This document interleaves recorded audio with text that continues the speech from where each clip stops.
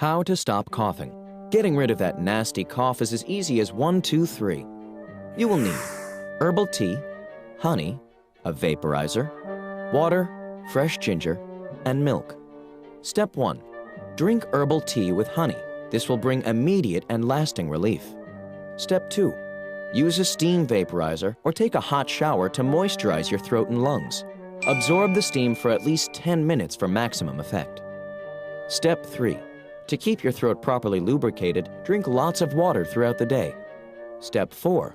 Chew on a small piece of peeled fresh ginger throughout the day to suppress your cough. Step 5. Drink a glass of warm milk with honey before bed, just for good measure. Did you know? In 2009, a retired Colorado carpenter coughed up a nail that had been stuck in his nose for over 30 years.